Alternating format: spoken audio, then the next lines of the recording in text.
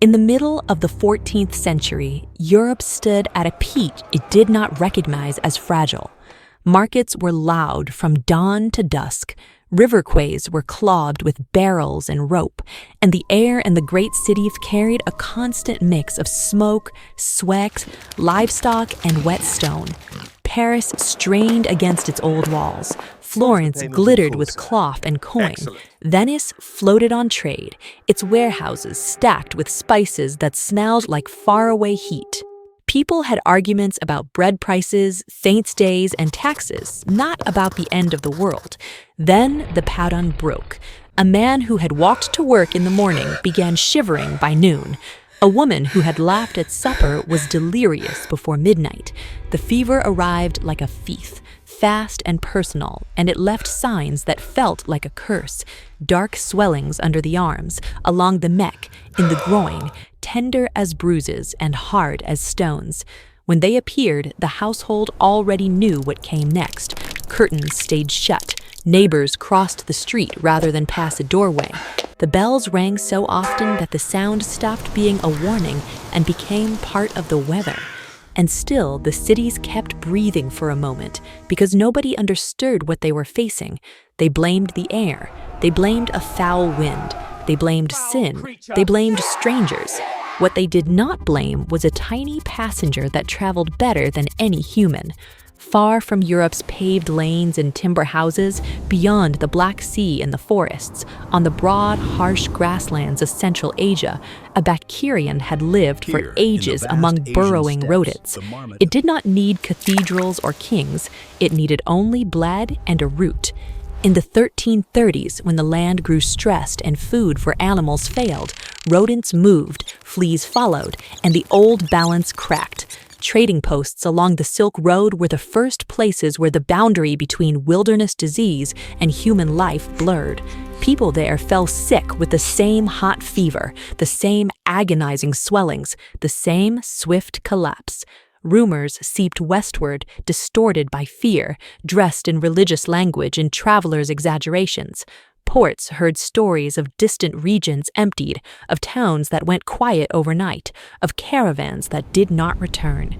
In Europe, these were still tales from the edge of the known world, tragic but remote.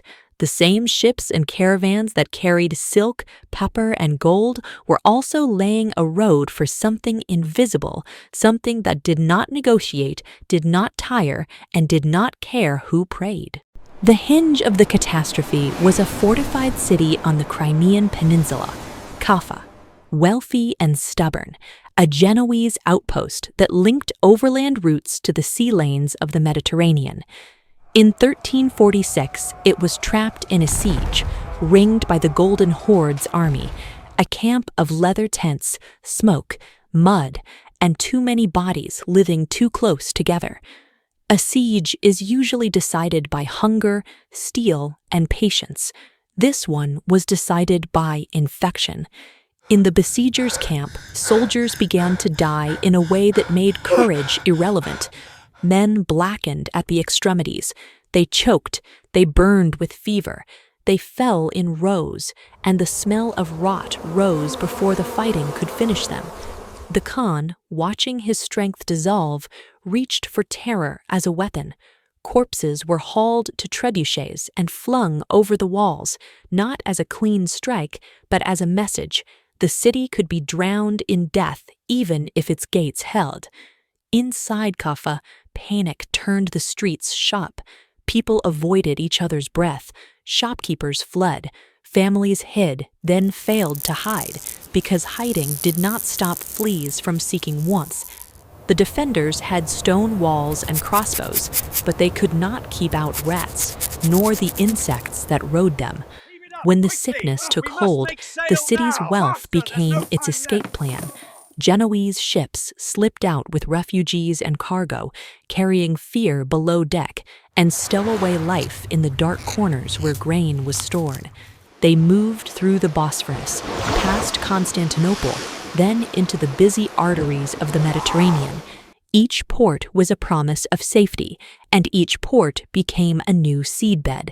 Messina, in Sicily, saw the first ships arrive like ghosts.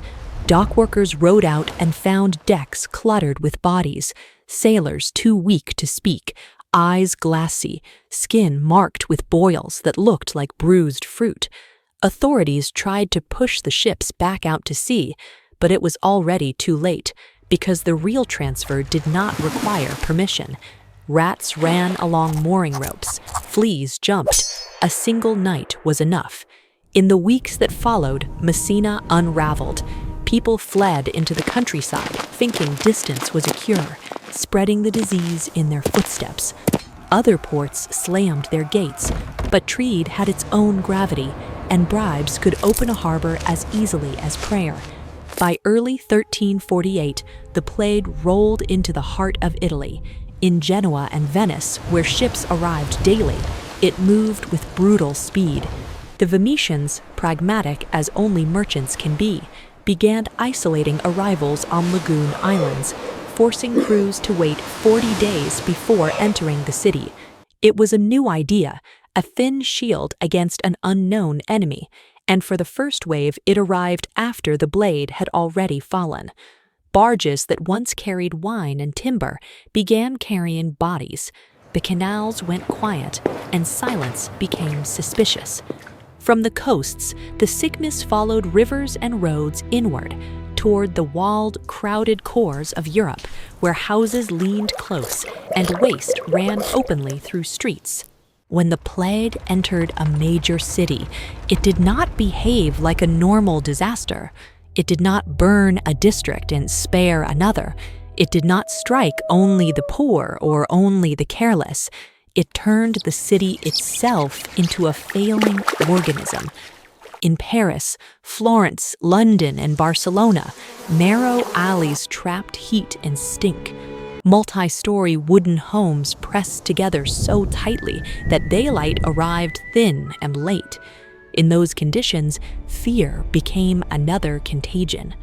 Doctors trained on ancient authorities searched for answers in the wrong places because their world had no germ theory, no microscopes, no language for bacteria. They spoke of corrupted air and dangerous planetary alignments.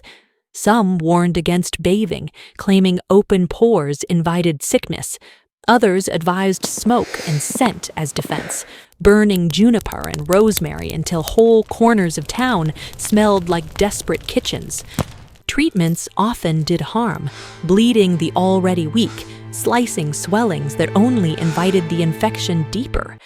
The failure of expertise was not just medical, it shook confidence in the order of existence.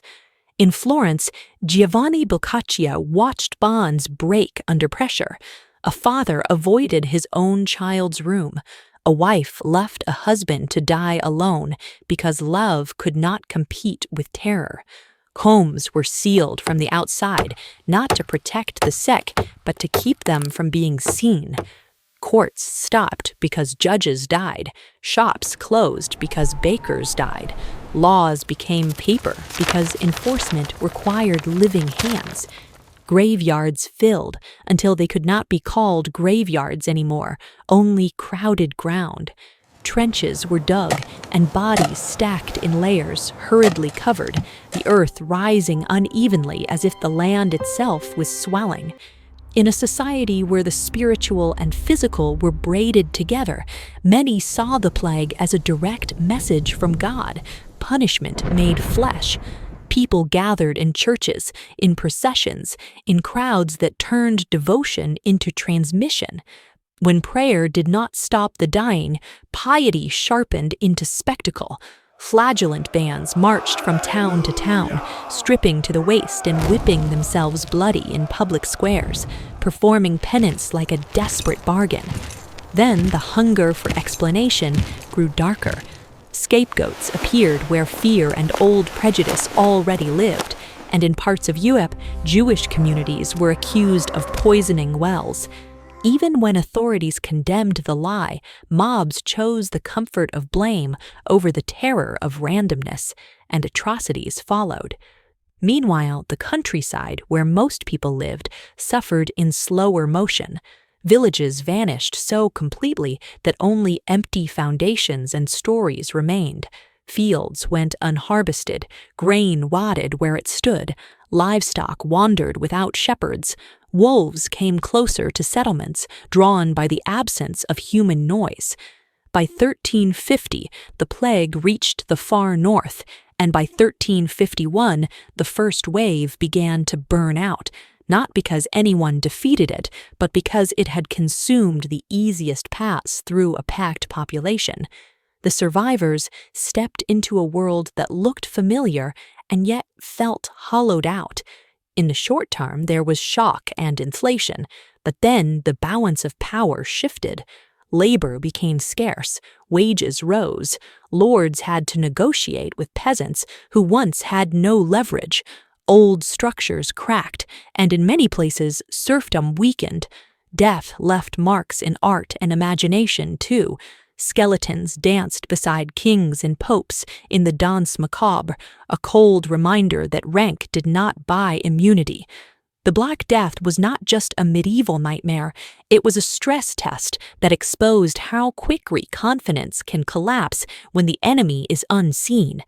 And as the new world slowly assembled itself from the wreckage, one uncomfortable truth remained. Civilizations do not only rise on trade and optimism, they also inherit the risks that connection brings, and those risks, given the right conditions, always find a way back.